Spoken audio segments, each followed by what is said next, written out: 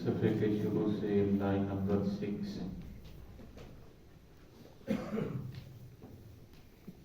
سورۃ انفال کی آیت نمبر 37 سے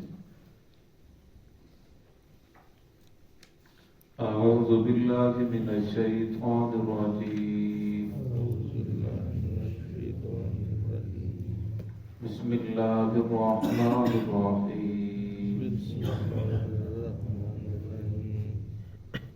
قل للذین کفروا إن ينتهوا يغفر لهم ما قد سلف وإن يعودوا فقد مضت سنة الأولين وقاتلوهم حتى لا تكون فتنة ويكون الدين كله لله فإن انتهوا فإن الله بما يعملون بصير وإن تولوا فاعلموا أن الله مولاكم نعم المولى ونعم النصير سمعت بسم الله الرحمن الرحيم قل للذين كفروا إن ينتهوا يغفر لهم ما قد سلف وإن يعودوا فقد مضت سنة الأولين وقاتلوهم حتى لا تكون فتنة ويكون الدين كله لله فإن انتهوا فإن الله بما يعملون بصير وإن تولوا فاعلموا أن الله مولاكم نعم المولى ونعم النصير قل للذين كفروا إن ينتهوا کہہ دیجئے وہ لوگ کافر ہیں إن ينتهوا اگر وہ باز آ جائیں یغفر لهم ما قد سلف تو اللہ رب العزت ان کو معاف کر دیں گے ما قد سلف جو گزر چکا وہ اللہ رب معاف کر دیں گے وقاتلوهم حتى لا تكون فتنہ فرمایا اگر وہ قتال کریں باز نہ آئیں فرمایا آپ ان سے قتال کرو حتى لا تكون فتنہ یہاں تک کہ فتنہ نہ رہے ويكون الدين كله لله اور ہو جائے دین خالص اللہ رب العزت کے لیے فإن انتهوا اگر وہ باز آ جائیں فإن الله بما يعملون بصير بے شک اللہ رب العزت جو وہ عمل کر رہے ہیں اس کو دیکھنے والے ہیں وإن تولوا اور جان لو اور اگر وہ اعراض کریں فاعلموا جان لو ان اللہ مولاکم بے شک اللہ رب العزت تمہارا مولا ہے نعم المولا اور بہت ہی اچھا مولا ہے اور نعم النصیر اور بہت ہی اچھا کارساز مددگار ہے گزشتہ آیات کے اندر غزوہ بدر کا تذکرہ ہوا جس کے اندر اللہ رب العزت نے کفار کے بارے میں وعیدات بیان فرمائی اور فرمایا کہ اتنا کچھ ہونے کے باوجود کفار کی اتنی غلطیاں ہونے کے باوجود اتنے کفر کے باوجود اللہ نے شاہ فرمایا ان سے کہہ دیجیے اگر یہ آج بھی کفر سے باز آ جائیں فرمایا ما قد سلف اللہ رب العزت یغفر لهم ان کو معاف کر دے گا ما قد سلف جو پیچھے گزر چکا جو ہو چکا فرمایا اللہ رب العزت اسے بھی معاف کر دیں گے، شرط یہ ہے کہ یہ آئندہ کے لیے باز آ جائیں، آئندہ کے لیے توبہ کر لیں۔ اور فرمایا کفار مکہ وہ تھے جنہوں نے محمد الرسول اللہ صلی اللہ علیہ وسلم کو مکہ سے نکالا، مدینہ ہجرت کرنے پر مجبور کیا، پھر مدینہ بھی پیچھا نہیں چھوڑا اور وہاں بھی ختم کرنے کے چکر میں ہیں، اور پھر 360 بت جو خانہ کعبہ ایک اللہ رب العزت کی عبادت کے لیے تھا، وہاں انہوں نے 360 خدا بنا کے رکھے ہوئے ہیں اور کفر و شرک کے اندر مبتلا ہیں۔ تو اللہ نے شاہ فرما دیا پھر بھی کہ اگر یہ لوگ باز آ جائیں تو فرمایا اللہ رب العزت معاف کر دیں گے، اللہ بڑے غفور رحیم ہے۔ اللہ رب یہ نہیں دیکھیں گے اس کی فلاں غلطی ہے میں فلاں غلطی کو معاف کروں گا، فلاں گناہ کو معاف نہیں کروں گا، زنا کو معاف نہیں کروں گا، قتل کو معاف نہیں کروں گا، بلکہ اللہ رب العزت اعلان فرما دیا کہ جو بھی انسان باز آ جائے میں اس کے گناہوں کو معاف کر دوں گا۔ اور فرمایا جب انسان کفر سے اسلام کے اندر داخل ہوتا ہے، فرمایا اسلام جو ہے پچھلے سارے گناہ معاف کر دیتا ہے، فرمایا وہ ایسے ہو جاتا ہے جیسے ماں کے پیٹ سے ابھی پیدا ہوا، اس کے ذمہ کوئی گناہ باقی نہیں ہے۔ فرمایا یہ اللہ رب العزت نے کافروں کے ساتھ اتنی نرمی کی ہے۔ فرمایا اگر مسلمان سچے دل سے توبہ کر لے تو فرمایا اللہ رب العزت کے پھر اس کے ساتھ تو اور زیادہ انعامات ہیں، اور زیادہ وعدے ہیں، مسلمان کے اوپر تو اللہ کی اور زیادہ رحمتیں برس رہی ہیں۔ فرمایا اللہ رب العزت نہیں چاہتے کہ میرا بندہ جہنم کے اندر جائے، لیکن فرمایا بندے پھر بھی وہ ہے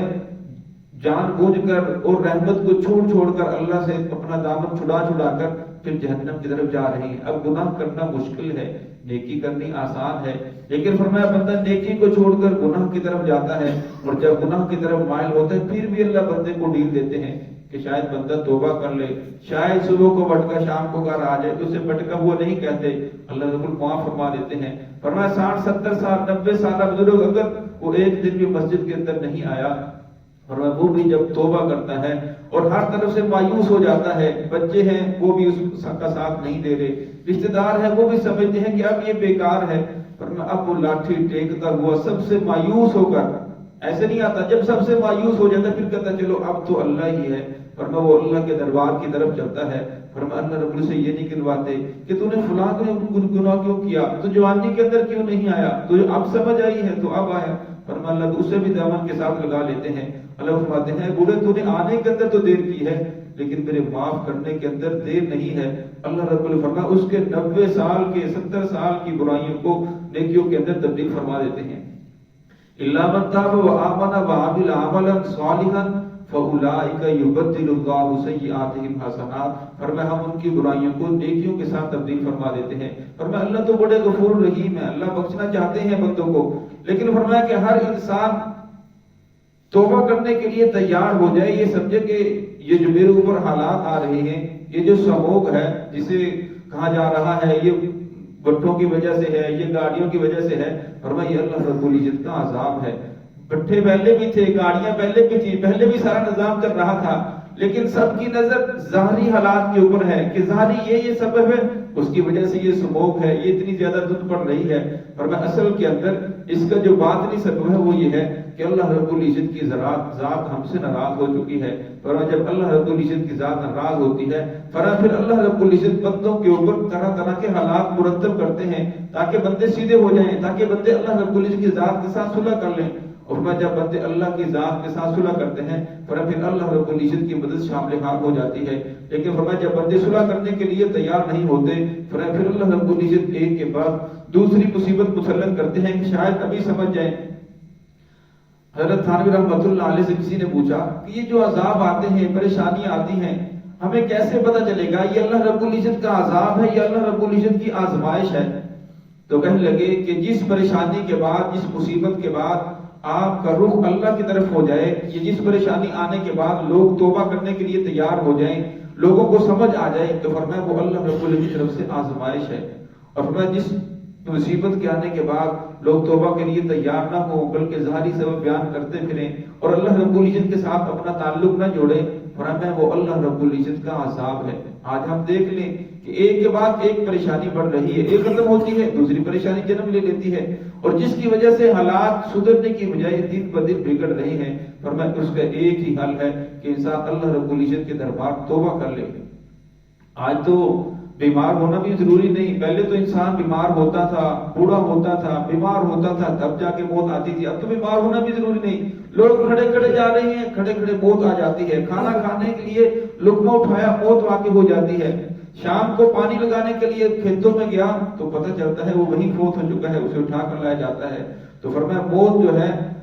کہ اب انسان کو معلوم کہ کون سا میرا لمحہ آخری ہے، میرا کون سا دم آخری ہے، اس لیے فرمایا سمجھدار انسان وہی ہے جو موت سے پہلے پہلے موت کی تیاری کر لے۔ تو اللہ نے شاہ فرمایا اگر یہ بات آ جائے، فرمایا اللہ نے پچھلے گناہوں کو معاف کر دیں گے، الا ما قد سلف، جو ہو چکا وہ ہو چکا، اللہ اس کو معاف کر دیں گے۔ وقاتل، آگے فرمایا وَإِن يَعُودُوا، لیکن فرمایا اگر یہ پھر لوٹیں گے، اگر یہ بات نہیں آئیں گے، گناہ کرنے کے بعد توبہ کرنے کے بعد پھر دوبارہ لوٹ آئیں گے، یا یہ لوگ کفر کے اوپر ڈٹے رہتے ہیں، دوبارہ مسلمانوں کا مقابلہ کرنے کے لیے تیار ہوتے ہیں، فقط مَضَتْ سُنَّتُ الْأَوَّلِينَ، فرمایا یہ تو طریقہ پہلوں میں گزر چکا ہے، جو بعد نہ آنے والے، فرمایا پھر اللہ رب العزت کی پکڑ ان کے ساتھ ان کو اوپر آتی ہے، فرمایا وہ اللہ کی پکڑ سے بچ نہیں سکتے، یہ طریقہ پہلوں کے اندر گزر چکا ہے، پہلوں کے حالات دیکھ لیں، پہلوں کے ساتھ کیا حالات واقعات آئے، فرمایا پھر ان کے ساتھ بھی وہی ہوگا۔ وَقَاتِلُوهُمْ حَتَّى لَا تَكُونَ فِتْنَةٌ، فرمایا ان کے ساتھ قتال کرتے رہیے حتیٰ کہ فتنہ باقی نہ رہے، وَيَكُونَ الدِّينُ كُلُّهُ لِلَّهِ، اور دین خالص اللہ رب العزت کی ذات کے لیے ہو جائے۔ اب اس سے پتہ چلا جہاد کا مقصد کوئی ملک حاصل کرنا نہیں، جہاد کا مقصد کسی کو مارنا نہیں، جہاد کا مقصد لوگوں کے اوپر ظلم کرنا نہیں، مال غنیمت حاصل کرنا نہیں، بلکہ جہاد کا مقصد یہ ہے کہ ظلم کو ختم کرنا اور اللہ رب العزت کے کلمے کو بلند کرنا، دین بلند ہو جائے۔ یہ لوگ جو مسلمانوں کو دین سے روک رہے ہیں، فرمایا یا تو یہ اس سے بعد آ جائیں یا پھر یہ جہاد کرنے کے لیے تیار ہو جائیں، انہیں ختم کر دو تاکہ دنیا کے اندر فتنہ نہ رہے، دین خالص اللہ رب العزت کا ہو جائے۔ پھر فرمایا فَإِنِ انتهوا، اگر یہ بات آ جائیں، فَإِنَّ اللَّهَ بِمَا يَعْمَلُونَ بَصِيرٌ، فرمایا جو عمل کر رہے ہیں اللہ کو تو معلوم ہے، اللہ کی ذات دیکھ رہی ہے، فرمایا توبہ کرنے کے لیے ہاتھ اٹھانے ضروری نہیں، توبہ کرنے کے لیے اونچی اونچی بولنا ضروری نہیں، دل کے اندر ندامت آ گئی، فرمایا اللہ بالکل معاف کر دیتے ہیں۔ جیسے موسیٰ علیہ السلام کا واقعہ آپ نے بارہا سنا ہے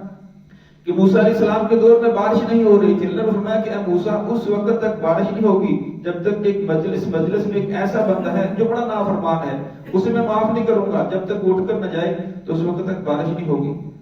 اب اٹھ کے جاتا تو سب کے سامنے رسوا ہو جاتا، دل ہی دل کے اندر ندامت آئی، یا اللہ میں تو سب کے سامنے رسوا ہو جاؤں گا، تو بارش برسنا شروع ہو گئی۔ موسیٰ علیہ السلام لوگوں نے کہا کہ آپ تو کہتے تھے بندہ اٹھے گا پھر بارش برسے گی، تو موسیٰ علیہ السلام پھر جب ہم کلام ہوئے تو اللہ فرمایا کہ اس بندے نے میرے ساتھ صلح کر لی ہے،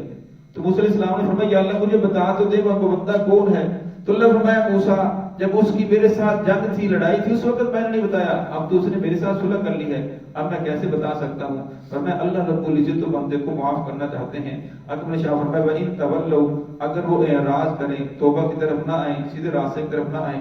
فَاعْلَمُوا، جان لو، ان اللہ مولاکم، اللہ تو تمہارا کارساز ہے، وہ تو تمہارا مولا ہے، اس کو کسی چیز کی ضرورت نہیں ہے، نعم المولا، اور بہت ہی اچھا مولا ہے، ونعم النصیر، اور بہت ہی اچھا مددگار ہے۔ دعا ہے کہ اللہ رب العزت ہم سب کو صراط مستقیم پہ چلنے کی توفیق عطا